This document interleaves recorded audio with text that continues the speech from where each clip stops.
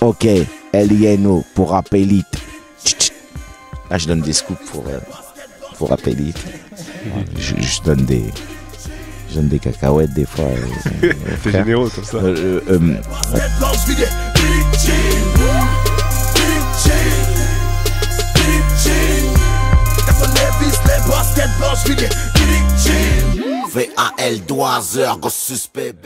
Et dans Des rêves et descentes, tu dis on couvrira pas les actes de Fofana avec le rire d'Omar Sy. Et dans Faute de français, t'enchaînes, tu dis l'écran allumé, les passions sous tension. Comment veux-tu qu'on se comprenne si c'est TF1 qui fait les présentations? Au final, est-ce que la France elle retiendra pas toujours les événements négatifs commis par des Français d'origine étrangère en fait?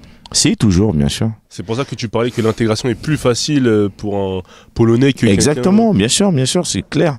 Nous, on n'a pas le même faciès, donc forcément, on n'aura pas la même. C'est clair et net, oui, bien sûr. Tu penses que l'intégration pour quelqu'un d'origine étrangère en France ne fonctionnera jamais à 100%? En fait, il y aura toujours. On s'en fout de l'intégration parce que moi, je pense que ce qui est important, c'est la tolérance.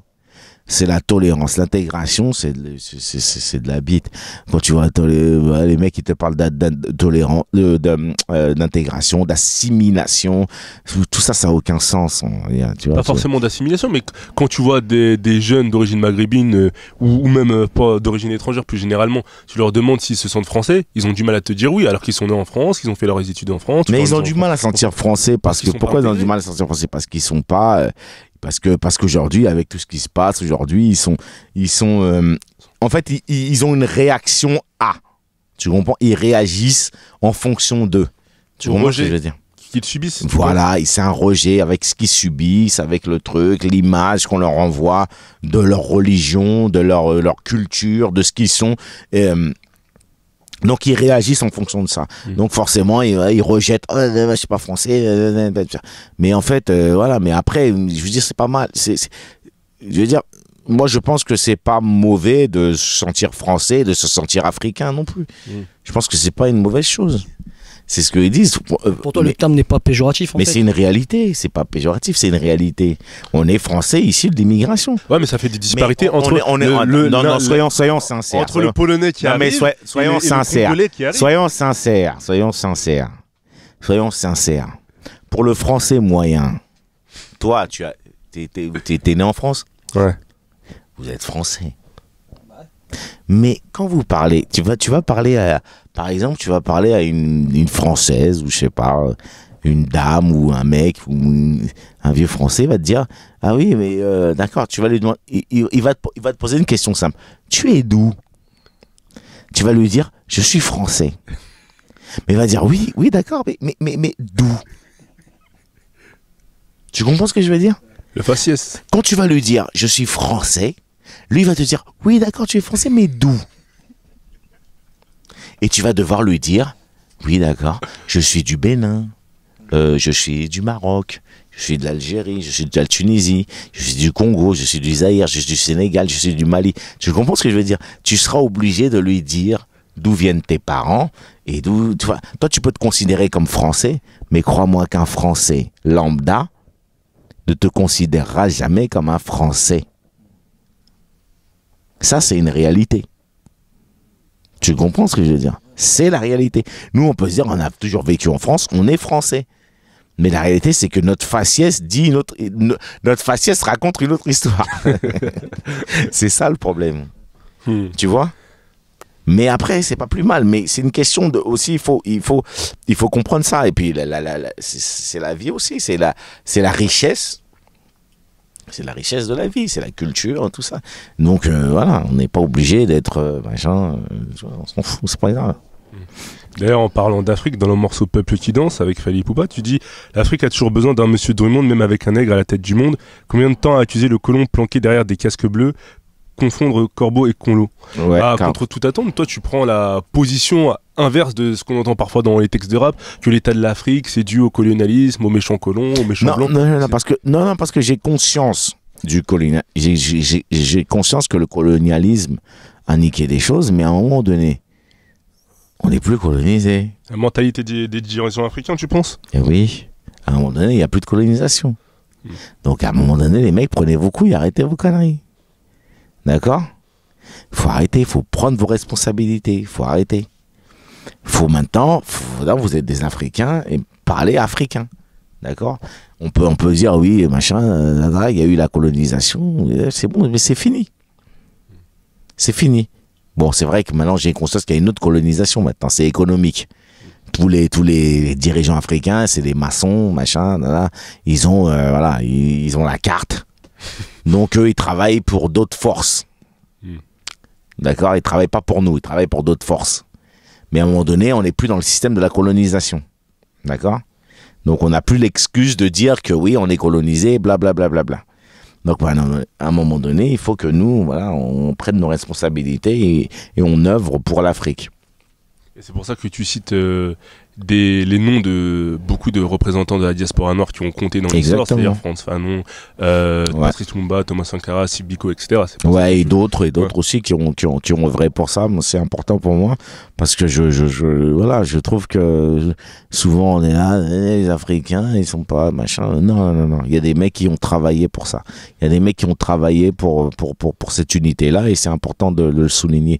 Et aussi au-delà de ça, ce morceau-là, il est pour dire aussi que quand t'es un Renoir,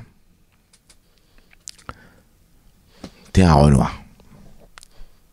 D'accord? Peuple qui danse, quand je dis peuple qui danse, c'est pour dire, souvent on dit les Renois, ils aiment danser, blablabla. Oui, moi je dis oui, les Renois aiment danser. Oui. Oui, bien sûr. C'est nos attributs. Mais sois fier de ça. On sait danser. Tu danses parce que tu sais danser. D'accord? Tu danses pas parce que tu danses, parce que voilà. Non, tu danses parce que tu sais danser. Et que c'est dans tes attributs en tant qu'homme. Mais ça veut pas dire qu'il faut qu'on fasse que danser. Tu comprends ce que je veux dire? C'est ça, moi, pour moi, quand je veux dire peuple qui danse. Et ça veut dire aussi que souvent les gens ils me disent ouais, mais aux États-Unis, tu vois ce qui se passe aux États-Unis, tu vois, Ferguson, tout ça, là, machin, les mecs qui se font fumer, tout ça. Les mecs te disent, ouais, mais non, mais aux États-Unis, il n'y a pas de solidarité.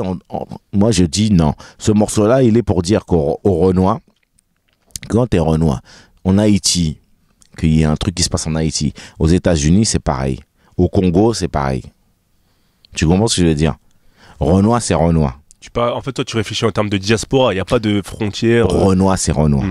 Les mecs nous disent, aux États-Unis, ne vous sentez pas solidaire des États-Unis. C'est des Renois, mais c'est des Américains. Va te faire enculer. Renoir, c'est Renoir. D'accord? Pour moi, un Renoir, c'est un Renoir. Quand le Renoir, il se fait fumer à Ferguson, c'est comme un Renoir qui se fait fumer au Congo. C'est ce que les mecs devraient comprendre. C'est difficile à comprendre, mais il faut le comprendre. Toi, quoi, t'estimes qu'il n'y a pas de solidarité? C'est ça? Non, carrément pas. Mais c'est après, voilà, il y a beaucoup de Renois qui se disent, même beaucoup de Renois qui se disent, je suis sénégalais, je suis pas solidaire des Congolais. Tu comprends ce que je veux dire? Je suis congolais, j'aime pas les Béninois. Je suis béninois, j'aime pas les Camerounais. Je suis Camerounais, j'aime pas les, tu vois ce que je veux dire? Donc il faut comprendre ça. Renoir, c'est Renoir pour moi. Donc c'est ça que ça parle, ce morceau. Quand Fally dit Africa divisé, c'est ça la réalité. C'est que t'es un Renoir, pour moi, t'es un Renoir. Donc dans l'idée, prenez-vous en charge, prenez vos responsabilités et cessez de toujours pointer les... Exactement, ne pointe pas les autres. À un moment donné, arrêtons-nous et disons, on est fort. Réunissons-nous et disons, allez vous faire enculer. C'est nous qui avons le pouvoir. Vous êtes des braqueurs. Si tu veux mes diamants, je te les vends à temps, mais je te les donne pas. C'est ça la réalité. D'accord. Et pour revenir au morceau Suicide commercial, tu dis suis-je antisémite, il a la gerbe sur les sons de Bruel, et tu rajoutes la liberté d'expression s'arrête aux portes de la main d'or. Ouais. Mais c'est pas ça suit pas. Hein, parce que, ouais, bien sûr. J'ai pris les deux phases collées. Je les ai collées les deux phases. Et selon toi, est-ce que Dieudonné a vu sa liberté d'expression bafouée lorsqu'on a interdit ses spectacles? Oui, carrément, mais c'est même pas Dieudonné ou tout ça. C'est que c'est pas normal ce qui s'est passé avec lui. Moi, c'est ça que je dénonce dans ce truc-là, c'est que c'est pas normal qu'on dise à un artiste, t'as pas le droit de dire ci ou ça. Tu vois ce que je veux dire, c'est pas normal. Parce que Manuel Valls, qui était ministre de l'Intérieur à l'époque, il se basait sur le fait qu'il estimait que les propos que Dieudonné tenait dans ses spectacles étaient antisémites. C'est ça qui a fait son positionnement de base. Donc, est-ce que, selon J'ai toi, une ces bite. propos étaient antisémites ou pas? Moi non, arrête. Ah, mais regarde, écoute, moi, je pense que le curseur il se met dans où tu te trouves. Donc, je peux comprendre qu'un juif soit choqué par les propos de Dieudonné, mais je ne suis pas juif. Je suis un nègre du Congo. Et je peux comprendre qu'un juif soit choqué par ce que dit Dieudonné. Mais à un moment donné, moi j'ai grandi avec un enculé de Michel Leb. Le mec disait, le mec faisait des sketchs sur les noirs et il disait, c'est pas mes lunettes, ce sont mes narines. Et il faisait un sketch et il passait d'un truc et il finissait en singe. Il finissait en singe. En vrai, je te jure, c'est vrai ce que je te dis. Il finissait en singe. Alors, moi, je veux bien. Et à un moment donné, si on condamne, bah, condamnons complètement. Je pense qu'il y a un deux poids, deux mesures qui s'opère en France. Exactement. Ne condamnons pas un et on condamne pas l'autre. Ça, c'est mauvais. Après, Manuel Valls, il pourrait te dire, mais ça, c'était à une époque qui est révolue. Aujourd'hui, Manuel Valls, c'est un électoraliste. Il veut être élu. Bon, point barre, il fait sa salade. Je m'en bats les couilles de Manuel Valls, c'est une bite. Je dis, je n'ai rien à foutre de sa gueule. C'est un escroc. Pour moi, Manuel Valls, c'est Sarkozy. Manuel Valls, c'est Hollande. Manuel Valls, c'est Berlusconi. Manuel Valls, c'est tous les politiciens que tu veux. Il ressemble à tous les politiciens qui font de la politique. Je n'ai aucun respect pour la politique. Pour moi, c'est une escroquerie totale. Et c'est pas pour critiquer la communauté juive ou tout ça, mais ils ont ce truc où ils réagissent dès qu'on touche leur communauté. Et ben nous aussi de réagir quand on touche notre communauté. Gizmo. Il a fait un morceau qui s'appelait André. J'écoutais le morceau du frère et je trouve que c'est un très bon morceau. Et ce gars là, je trouve qu'il a quelque chose. C'est le problème, les gens ils se branlent. À un moment donné, moi ce que je vais dire au public, lâchez-vous la bite. Écoutez la musique, c'est important. Après la mode Bob, j'ai porté des Bob, j'ai porté une Bob une fois, deux fois, mais c'est pas un truc. C'est le public. Après, il n'y a pas de marque déposée, mais et tu vois, toi tu peux te considérer comme français, mais crois-moi qu'un français lambda ne te considérera jamais comme un français.